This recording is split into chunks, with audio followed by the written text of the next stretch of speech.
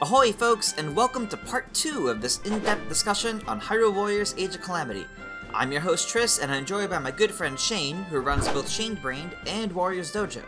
Make sure to check out part 1 if you haven't already, as we jump right back into it here. And yes, there are spoilers in this video. With that out of the way, sit back and enjoy part 2 of this discussion. Well, thankfully, her second moveset is a bit faster. A little bit. which is her sealing ability, like the Sacred Bow and such. Yeah, the Bow of Light. And though you don't get this until, like, near the end of the game, this is, like... I really like this moveset. I think this is a really fun one. Really? I don't like it. to me, it's like... so I think this is supposed to be the young Link of this game. Mm-hmm. Her and Calamity Ganon are similar in this way, but... Yeah, I do think this is meant to be the young Link where you're transferring your special attack gauge into some other utility. Mm-hmm. And if that is what it is supposed to be, like, obviously young Link was crazy powerful in Hyrule Warriors 1. Then they had Tiki and Fire Emblem Warriors, which was a toning down of that, but I thought it was very well done. It was powerful, but it wasn't completely overwhelming. Mm-hmm. This seems kind of underwhelming, like, when I'm using her luminescent mode, like, you can't block. For me, her best attack in luminescent is the long straight attack, basically holding guard and pressing Y. You can just repeat that, and she gets a lot of range for it. But to me, that's about as fun as using Ruto's long range wave attack in Hyrule Warriors 1. Like, and it won't always stop the enemy, or if you it's very easy to get hit out of it. For me, she suddenly feels a lot clunkier when I'm using her luminescent mode. She can't dash, she can only dodge away. And if you're locked on, it kind of feels like you're just doing an 8-point dodge instead of a true, free directional dodge. Yeah, I don't find myself using the luminescence mode too much, just because I think her normal combo strings are more interesting. Yeah. And I think she can do more with those. Also, I think her actual special attack gauges... her normal special attack is also pretty good, but I think the luminescence mode works best when trying to take out a boss or a monster with this weak point gauge exposed, because you can get it down much faster that way. Yeah. But otherwise, doing like a lot of her normal combo strings, she can actually like get a lot of enemies, because it has the whole mechanic where you can add the ring to enemies, and then if you hit them with the Bow of Light, being, one of the actual combos that uses the bow, it does even more damage to them. Yeah, it's very vague, like, is this a Bow of Light or not? Especially when she's in Luminescent, like when she's doing that straight attack I was talking about. Like, when she's not in Luminescent, that attack very clearly is the Bow of Light. But when she is, it's not as obvious. I guess it's a take on Young Link where he can very easily, if Young Link was very easy to put on the Fierce Deity mask and also take it off. Because you can conserve that, where you couldn't do that with Young Link or Tiki. Once you transform, like, you had to go until it was over. There was another mechanic like that in Berserk Band of the Hawk, which came out after Hyrule Warriors 1, but before Fire Emblem Warriors. Actually, a very good game. I recommend it. If you like Warriors games, you'll probably get a kick out of it. Where some of the characters can transform into these big demons that worked. It was almost like, rather than becoming Fierce Deity, you became Ganon from Ganon's Fury for a little bit. Oh, jeez. some of the movesets are directly taken from Ganon's Fury. Like, you can see the run cycle is identical to Ganon's Fury. Wow. Yeah. So I guess thinking about it that way, where you can turn on Luminescent or turn it off, instead of trying to just use it until it runs out, would make a lot more sense. So maybe I'll have to play around with that a little bit more and rely less on that. Because whenever I just use special attack and I'm not using it for luminescent, I feel kind of bad. Like, should I have done that? I think that's fair. I think if you haven't gotten Zelda all of her special attack gauges, the moveset definitely doesn't feel as good. But once you have all 3 of her special attack gauges, I think it pays off a lot more. Yeah. Because then you can kind of start to figure out what you're doing. Yeah, that was something that I would say about Young Link and Tiki. Like, your priority should be giving this person special attack ASAP. Like, they need it to function properly. Yeah, really. Yeah. So now that we're done with the first three, let's go through the champions. And we already talked about Mipha, so we're gonna skip Mipha. Yeah. Unless we had any more to say on her. No, Mipha's awesome. Alright, then we're going to Daruk. Okay. I like Daruk a lot, and I was surprised how much I like him. Darunia's moveset in Hyrule Warriors 1 was one of the blander ones. I didn't ever have too much to say about it, and the roll attacks, and they were kind of nominally in there. It wasn't like a true... Didn't feel like I was playing as a Goron, whereas Daruk, you know, I'm rolling around all I want. I have bringing up lava pillars and doing all this stuff. It actually feels like I'm this big hunk of guy, and his lava pillar idea is I don't think it's like fully thought out. Like it's not the greatest mechanic. I feel like those explosions should specifically break down weak point gauges more than they do, because they don't do that much damage, and it almost feels like it's not worth the time it takes to press ZR to blow those up when I could just be going into another one of his combos. It feels a little too similar to Zelda detonating her runes. Exactly, activating her runes. Yeah, it's a little too similar to that. I feel like they should specifically do more damage to weak points to give them more of a purpose. Like, you set up the battlefield ahead of time, and then when it's time to strike, you blow them all up and get a free weak point explosion from that, because you were thinking ahead. That's what it feels like it should be rewarded with, rather than nominal damage that's probably weaker than what he could do otherwise. So that feels half finished, but the rest of his moveset I think feels great. I like his just the way he moves and he rolls, and his big weapon is also not too slow. He has some of the more satisfying big explosion attacks that Darunia had, which were like the only ones that I really enjoyed out of Darunia. Yeah, agreed. Yeah, his final one where he brings up the pillars, where some are full pillars and some are half pillars, so you can do like explosion. I really like using that attack a lot. I think Daruk also has that really good like aerial spin attack move that is really good at like one cycling some enemies, because you keep bringing out the weak point gauge by doing it. And that move is actually really good. Yeah, and because you can just keep trapping enemies because of it. Yeah, we can't forget Daruk's protection too, which is very useful. Like, if you're fighting Lionels and having some trouble, like, he's probably the easiest one, and he'll be one of the slower ones, because I don't think he does damage as quickly as someone like Mipha or Link, but he is very reliable. There's one battle where you have to use Daruk and Yunobo to fight 3 Lionels, 3 very tough Lionels. And, and I relied on him a lot, and I was, because I don't think you get healing in that battle either, or it's such a small battlefield that you can't reliably expect it to come. So I was really, really relying on his enhanced guard, because he has the best guard in the game. Like, he's not going to be phased by it, so he can get right back to attacking, even after some of their bigger strikes. Yeah, I think there's only a few moves that are like strong enough that will like knock him out of it, and even then, I don't even think he'll take damage, but. Yeah, I think it's some of the elemental ones. Speaking of elemental, do the champions have like Pokemon-esque weaknesses? Like, does Mipha take extra damage from lightning? Does Daruk take more from ice? Have you seen? I've noticed that Mipha, if she's hit by lightning, will be stunned longer. Yeah. So like you know how like when characters get hit by lightning, they kind of like collapse to the ground for a second, then get up. Yeah. Mipha takes longer to get back up. I noticed. Okay. If that's the case, I'm glad it's only a slight difference, unlike the absolute insane elemental system of Hyrule Warriors 1. I was gonna say... Can we talk about that for a hot minute? What the hell was that garbage? I covered it in detail. It's one of the most obtuse hidden systems I've ever had to research and try to explain to people. I literally... Speaking of Pokemon, I was trying to describe it in Pokemon terms, but then it just doesn't make any sense. Like, no, like a fire character in that game is weak to fire. Oh man, that thing was a nightmare. I think to this day I still don't quite understand what lightning beats in the original Hyrule Warriors. It's not that it beats any specific element. I was wrong about this big time before, and I had to retract my statement. It's character specific elemental. So you could be using like lightning elemental gloves, you know, the gauntlets in Hyrule Warriors 1, which were lightning elemental, but Link is still weak to the same element that he's weak to. So he's still weak to dark. So if you come across Gauntlet Link as your enemy, like you need to have Dark. Like it's very strange. Basically, it's a one-way elemental damage system.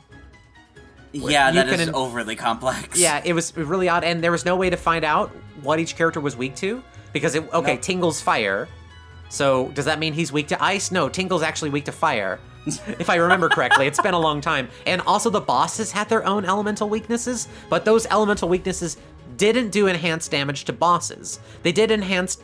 No, it was the elemental effect that the boss was weak to. Not the elemental damage part, but the elemental effect of that weapon's attacks would do increased weak point gauge damage to bosses when they had to, but not increased damage overall. It was, oh my god. That is ridiculous. Yes. So you know how water weapons in Hyrule Warriors 1 would create bubbles over people's heads? Yeah. Yeah, so you have, that effect is done through certain attacks that look like they're actually splashing water onto enemies. So if you're using Ruto, you need to use an attack that does that while Dodongo has his weak point out, and you'll be rewarded with a faster weak point clear. But then Ruto herself won't do more damage to Dodongo. That's really a mess. It's That nutty. almost sounds like a system they didn't quite get right, and they just decided to go with it instead of fixing it in later versions. Yeah, that's why... Thankfully, any sort of elements in Age of Calamity is a lot more straightforward. Yeah, that's why I was wondering, like, is Rivali weaker to lightning? Because it seems like he's being affected extra by this. I don't know. If there is some kind of hidden system, it has much less of an effect. So yeah, whatever. Yeah. On playable characters, at least. The elemental effect is definitely more so there for enemies, but that's more so in the sense of the elemental variance versus whatever rod you bring out. Right. Or Cryonis and water. Yeah, I don't think Cryonis brings on that special gauge when you hit them with the right element. It can. If they're weak to ice, and if they're weak to ice, and if they're standing in water, it will. Yeah. So it's situational, yeah. But it does work, which is kind of neat. So if you're out of ice rod. Yeah, I love those rods, by the way. I love how they managed to bring in the different elemental arrows in a way that's really quick and works for every character. Mm-hmm. Yeah. Anyway, speaking of characters, and I want to help you lead me back on track. Yeah. Rivali. I love Rivali's moveset, and it's a shame that in some ways Teba puts him to shame, but I love the fact that Rivali has two movesets, even though his ground-based moveset isn't that good.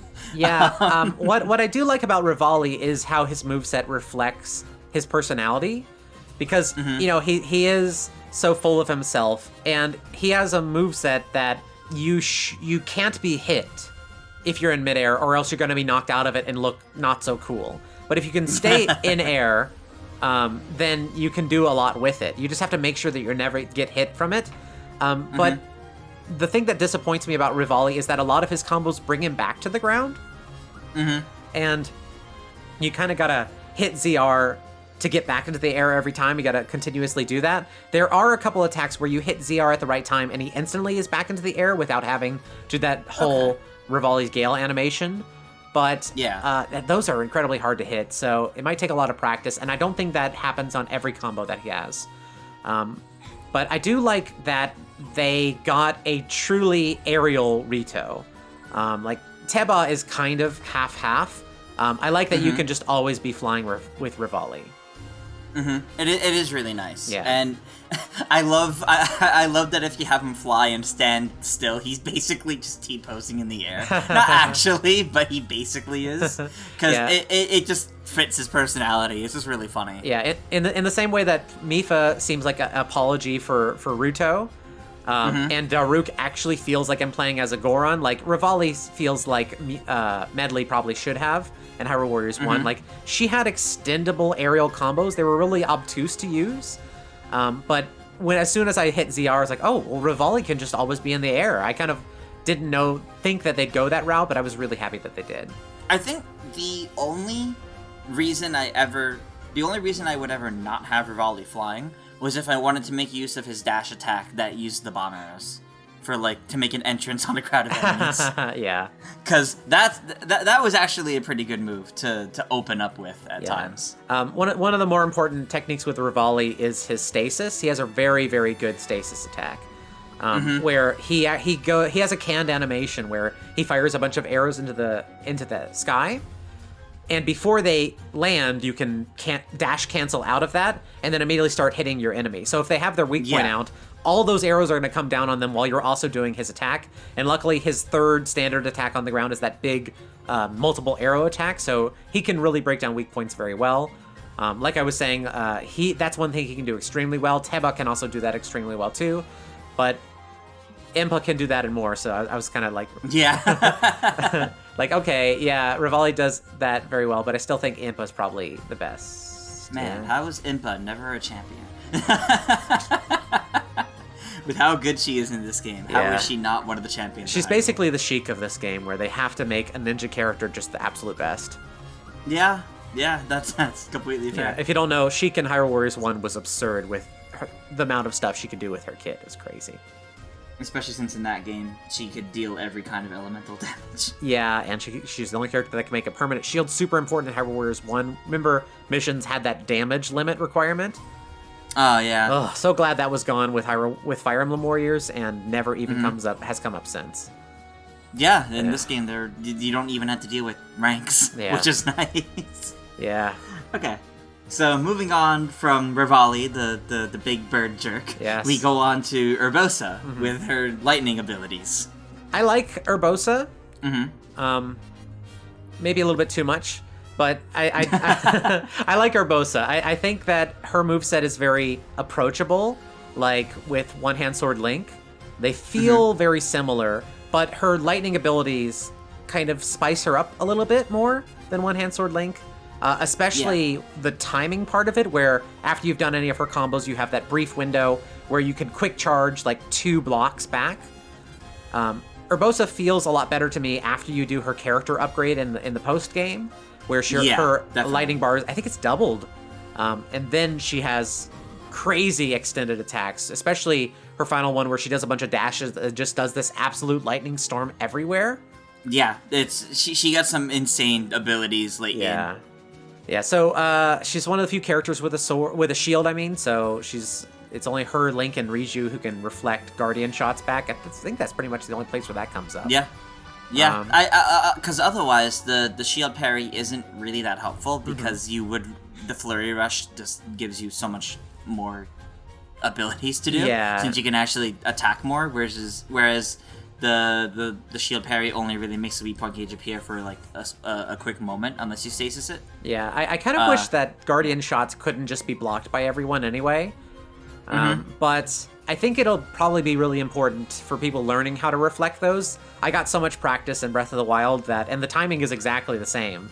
It was really nice to find that those skills transfer over precisely. Another one of those really good things that feels... Or another one of those things that feels really good if you're coming from Breath of the Wild, and why the game's so appealing. So I think Urbosa will be popular because she's very easy to play, and she has that shield reliability with Guardians. But not one of like the more complex characters.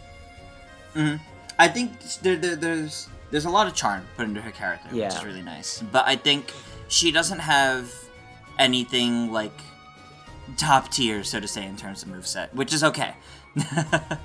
She's solid. I wouldn't say that she's top tier either, but yeah, she's solid and good. And I don't think there's any movesets here that are bad. Exactly. Yeah.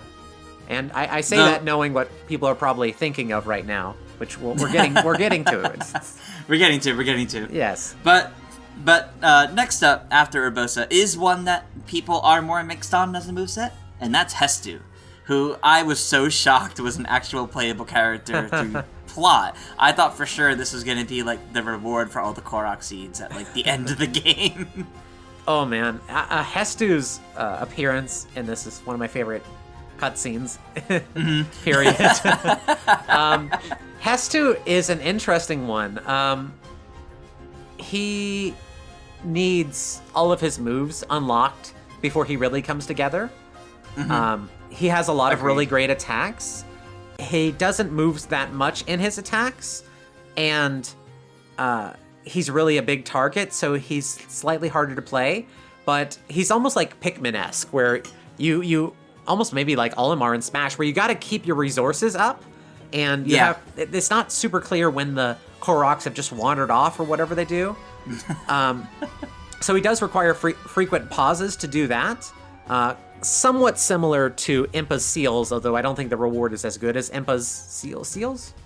Whatever the terminology is. The squares, the blue squares. Yeah. But yeah, Hestu does have some of my favorite attacks in the game, like the one where he's firing shots. All the Koroks are firing bow and arrow shots everywhere. His heavy attack, where he charges forward, just kind of helicoptering forward, is an extremely great attack. That is very similar to other controllable charges. For example, of just extendable damage. For example, Lana Summoning Gate in Hyrule Warriors 1 could bring... Oh god, I never say this dragon's name correctly. Korok? Yes, that's the one. So it had a special attack where you could just be breathing fire for an extended period of time. And it was controllable, very, very controllable in that way. And Hestu's attack is somewhat like that, where it doesn't feel like Riju's charge, for example, where you have limited turning, and it becomes very easy to just swoop everyone together into one place, and any enemies that survive that are kind of at your mercy. To me, the only underwhelming attack is actually his final attack, where he does another charge on the Korok leaf. Yeah, because it's not as good, but I think he moves a lot more with it. Yeah. So I'm okay with Hestu. I'll admit that as I was getting towards the late game, and I didn't spoil anything for this game with me, I really thought the final character was going to be Tingle. I thought it was going to be Breath of the Wild Tingle, because we never saw him, and it seemed like, okay, you could put that in a Warriors game and get away with it, especially because it was clear that this was an alternate universe already. I don't know if you've seen it, but there's actually a tooltip that tells you that when the Guardian went back in time, a new world was created. Like, this is What's actually funny is, I got that tooltip at the start of the last level, the Chapter 7, like, going into it. So it taught me Terika's name before I even finished that level. Oh, yeah. Oh, well, alright then, there we go. I guess he's called Terika. Yeah, maybe they're seeing if people are paying attention. Yeah, I guess. I think that comes up a little bit too early, but... Yeah. And I was disappointed that it wasn't Tingle, but I also wasn't disappointed because Calamity Ganon's great. But I kind of realized Hestu kind of is the Tingle character of this game. Yeah, I mean, Hestu really stands out in this game. Yeah, like, you imagine Tingle eventually did wander into a forest, and 10,000 years later he walked out as Hestu. Like, I can believe that. He would get into some crazy shit like that. I mean, his maracas, of course, are red, and even the way that, you know, when he, like, shakes his maracas and then goes like, aha, and they go pop, like that. That's now, true. Now I want you to remember Tingle's celebration, victory celebration in Hyrule Warriors 1. Where he goes, tosses the confetti left to both hand, sides. right hand, and then shoots out the fireworks, goes pop on both hands. Hestu is Tingle. He got transformed. He became a fairy. Oh, also, if Hestu goes into the very tight spaces, he becomes a fairy. Yeah, I've noticed that, which I think is really cute. That, Yeah. like, if he can't fit in those spaces, he just turns into, like, the small little, like, Korok fairy lady. Yeah, I found that out in the Hyrule Castle map, where you go into the bombable wall spots. Oh, okay. Yeah, he becomes a fairy in those spaces. I learned that in the Gerudo town. Oh, okay. Because there's too many buildings you can enter there, which is really cool, but also really difficult with large characters. Yeah. Oh yeah, I remember some of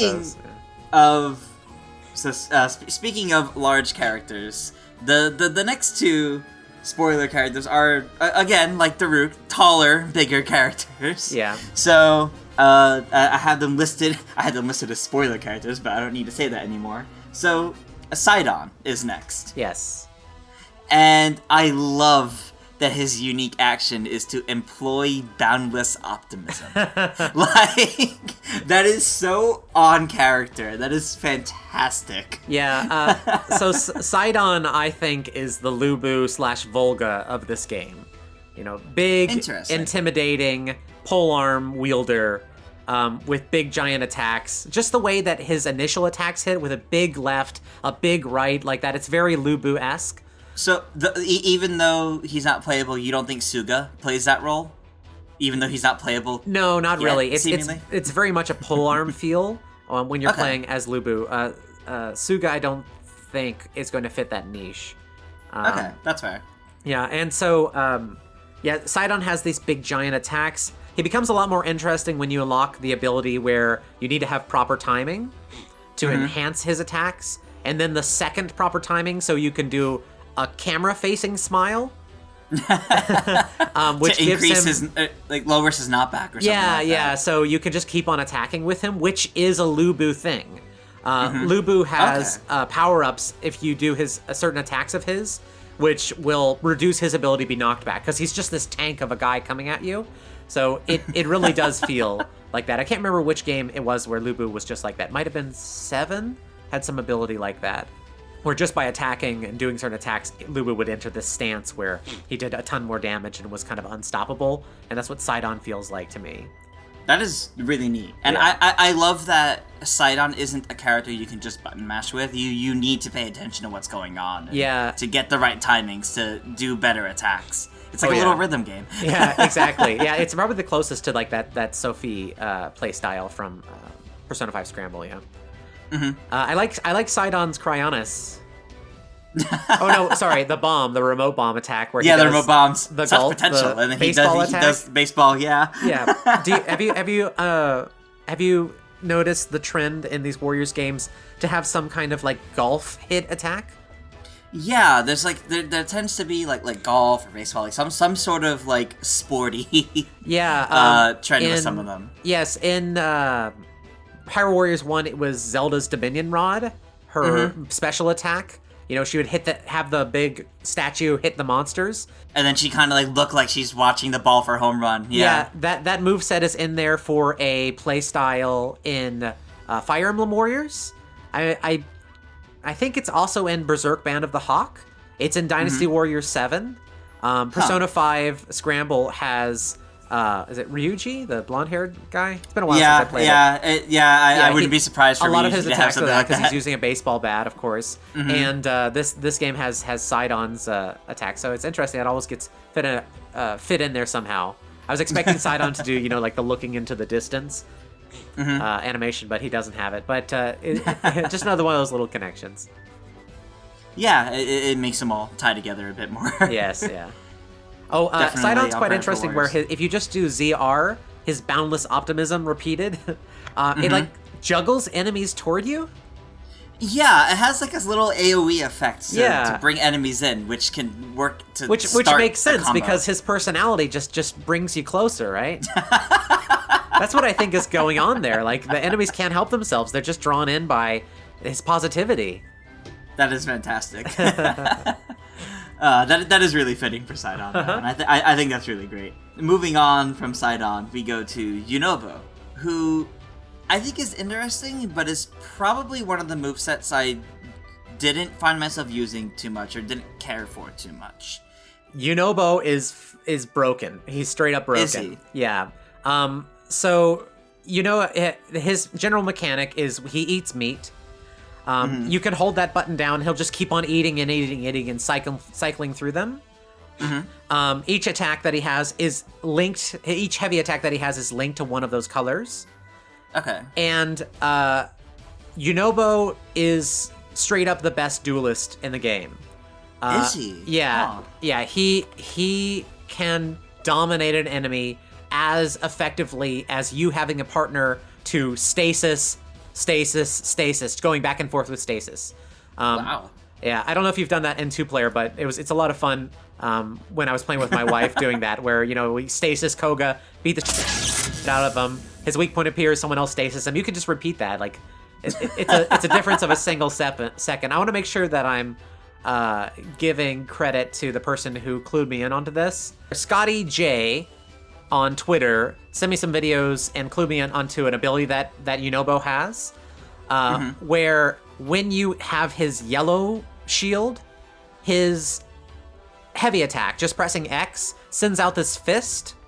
That fist always creates a weak point gauge. Whatever it hits, always creates a weak point gauge. And with stasis, and his stasis he can cancel out of, you can basically jump into always getting a weak point gauge whenever you want. The only cooldown is the stasis counter. And because he has that quick spinning attack, you can easily break off like 80% of a weak point gauge. So yeah, you're just playing with the enemy. You know, you get that yellow shield through whatever means you need. Hit him with that fist, stasis him, free reign on the weak point gauge. While you're doing that, the stasis will be back again. Get your yellow shield, punch, stasis again, rinse and repeat. Like, the enemy can do nothing about it, which makes him incredibly, incredibly dangerous.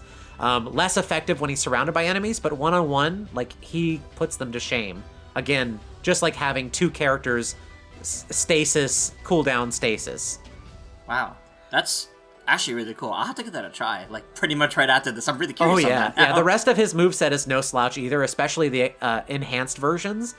He's got quite the learning curve on remembering what, you know, first unlocking all the abilities, and then he gets a lot of great stuff. The only thing I don't like about him is his special attack, which is cute. He brings up the rocks, and then the Gorons kind of mine out the enemy, and then he punches them. It's just slow. It's a really long animation, and in 2-player, it just eats up space on the screen. And like my wife will have to like run around the wall to start attacking them while she's waiting. But that's fair. Yeah, Yunobo has some hidden depth that makes him extremely, extremely good. Which I was surprised, because I had no expectations for Yunobo. I just remembered he was the little baby-faced Goron that helps Link in the Goron area. Probably my least favorite area of that game. Yeah, it's sad to say Yunobo was the champion I found least interesting in the original Breath of the Wild. Yeah. But it sounds like he's actually has a lot more than I realized in this also, game. So I have to go back and really check that out. Yeah, he has an unlimited ground pound, which again feels like a better version of Darunia. That, which is great. Yeah, like you can just never leave the air, because you can always just bring out your paraglider, go somewhere else, and do the same animation again and again. It's interesting. About the only thing I don't like about his stasis is that it requires an extra dodge cancel, because he'll start bouncing, and you want to make sure that you're on the ground before you start like hitting the weak point gauge. But yeah, I was surprised at Yunobo. As soon as I started playing as him, he felt really interesting to use. I do think he has some kind of heightened defensive abilities when he has his shield out, but obviously he does still take damage, and he can't block like Daruk can. Yeah, he uses his protection differently than Daruk does, but yeah, that makes sense. Then moving on from Yunobo, we come to Teba, who I have seen a lot of people praising to be one of the strongest and best characters in this game, which is interesting. Yeah, when I first got Teba, I didn't think much of him. I thought he attacked crazily, like, oh, he's like the Pegasus Knight from Fire Emblem Warriors, where he was very hit and run. Then I started to unlock more abilities from him, and as soon as, for the first time, I did his final extended attack, where he's just in the air, too high for anything to hit him. Have you ever been hit out of that attack? I have. I have never been touched. I don't think so. And he just could fire so many shots. If any weak points are out, he just decimates them. His stasis is a little bit slow, where he has to hit the button and then hit it again. I don't like any of the ones where you have to do that. Yeah. But doing that, and then one of his other extendable combos, like all those extendable combos are really, really good. And Teba's crazy. Literally, like if you were ever attacking towards the camera as Teba, you're going to start to feel sick by just how much movement is going on there. And he is the character where, like, let's say I'm going ham against a Talos or whatever, or a Lionel. I have to keep in mind, like, okay, where actually is he? Like, I just have to remember, like, the center point of the screen, because if the Lionel starts about to swing at that point, I gotta remember to dodge out of the way, or else he will be knocked out of it regardless of where he is. Because he's moving so much, that's basically just where he's located. He's just 15 feet to the right now, you know, and he's gonna swoop back 30 feet to the left, but I gotta remember that I'm actually in the middle of the screen. My little invisible hitbox, I assume, is in the middle of the screen there. So, that was tricky, and what really put me off from using him for a long time. I don't enjoy using him in very small spaces. If you're like going through the Yiga hideout, like, oh god. The Yiga hideout feels like it was made with the with Link, Zelda, Impa, and the original 4 champions in mind. And then everyone else came after, and they didn't think, maybe we should widen it. It wouldn't match up 1-to-1 anymore. I tell you what, though, I'm glad that they matched it up 1-to-1. In almost every case, it's matched up 1-to-1, because when you go to a place that you recognize, and I did the full Korok seed hunting. I got all 900 Koroks on my Wii U version. Oh, man. Of Breath of the Wild. And I know all these areas so much. I did it very clinically, where I started with the center, and then I wouldn't unlock any maps until I had gotten every Korok seed in it. And I did it, just like that. I spent like 4 weeks straight doing that in my off time. It was a lot of fun, actually. I don't regret it at all. That's good, at least. That's good. But speaking of that hideout, there's another character that was really not designed for that. We're coming to them soon. Yeah, we're coming to them soon, and don't ever have them on your team when you go there, because they will block you off. You just can't even get past them. But anyway, Teba, surprisingly great. Once I learned him, he quickly rocketed up to one of my favorites, because when I finished the game, there were 3 characters that I was kind of meh on. By that I mean I finished the story. I had a lot of content left to do. And that was Teba, the next character we're going to talk about, and the Great Fairies. Yeah, and so once I learned Teba, fell in love with him, absolutely. He's fantastic. I can't wait to talk about what he can do in my video, But next character, Riju. She never clicked with me. So, I love how... First of all, this is the kind of, like, fun, chaotic moveset that I love from these kinds of games. I just think it's entertaining. But I don't think she's at all good in, like, solo missions. Like, when you just play as her, it is a drag to have to, like, take out bosses with her. Because she's so good at crowd clearing, but not good at taking out bosses. Or the weak point gauge, for that matter, she's not that good with. I think at least in my experience. I think her moveset has a lot of overlooked things. First of all, I'll just say that when you're doing Korok seeds post-game, she is invaluable. Just being able to zoom across the maps to where the Korok seeds are, really great. In a fight, she's all right. I feel like she's the successor to, say, like Linka Epona from Hyrule Warriors 1. And I can see that. Yeah. Or say Fi, the characters that once you start attacking, they move so far forward, or at least it feels like they do. Yeah. And she moves around a lot like Teba, but I never got quite used to her moveset, but probably because the seal is so hidden.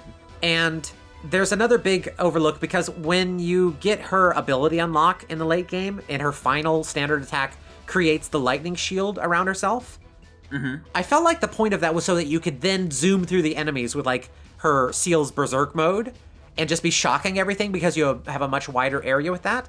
But no, if you activate that, it cancels, which was surprising to me. I'm like, what's the point of this? Like, her seal's gonna be hitting stuff in front of where she actually is anyway. Like, maybe it marginally protects her for the very limited time that it appears from enemies approaching her from the back, but she moves forward so much that that's not really a big deal. It was just seemed weird. Like, I guess in a one-on-one it will help, because that will also be zapping, say, the boss while you're hitting it.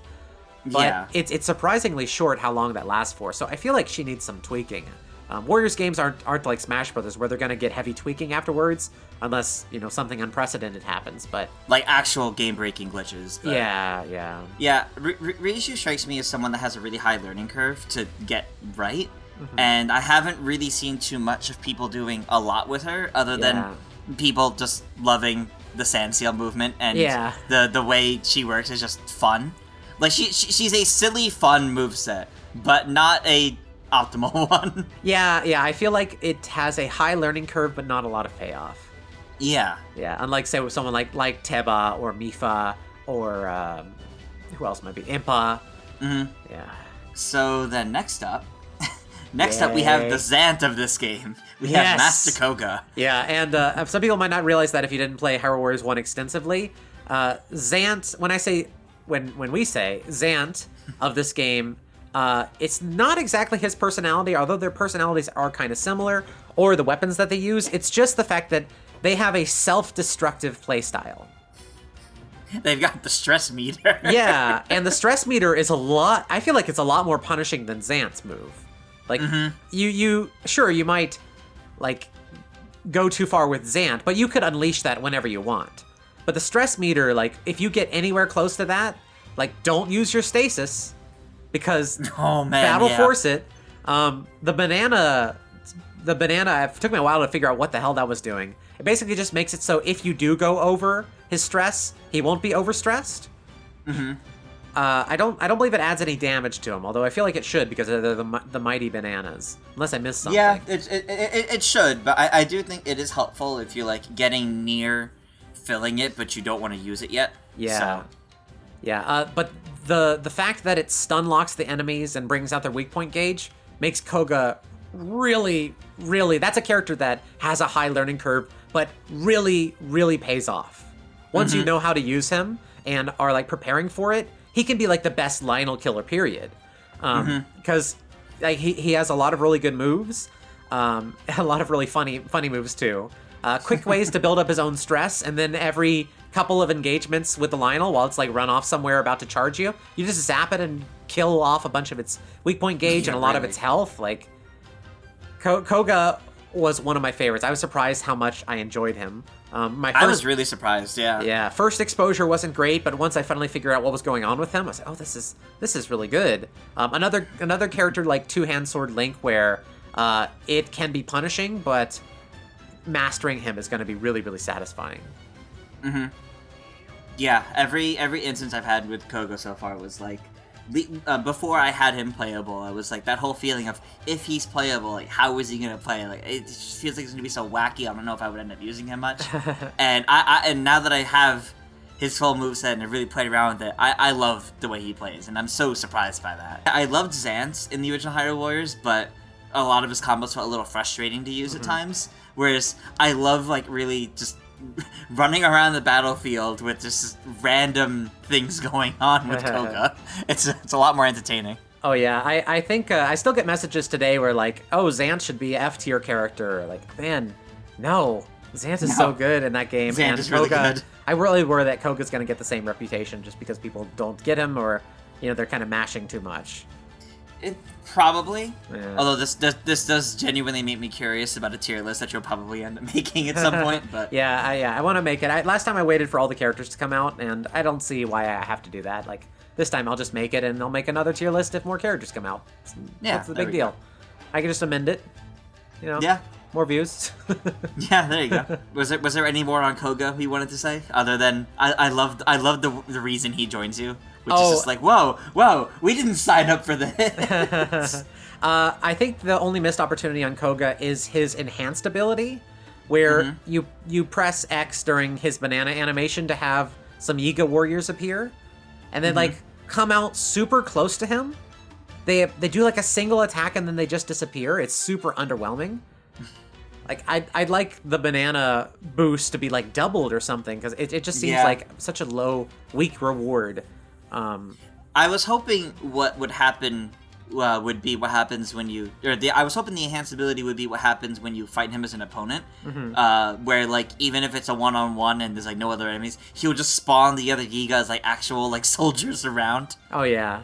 Or make copies of himself like he does sometimes. Yeah, like I was hoping it would be something along those lines. So the enhanced unique action is a little disappointing. He definitely feels like a character that could have more potential, but I am happy with what they did with him. Yeah, me too. So the next character is actually my favorite character in the game, and that's King Rhoam. Oh. And I love his moveset. He's a stance fighter.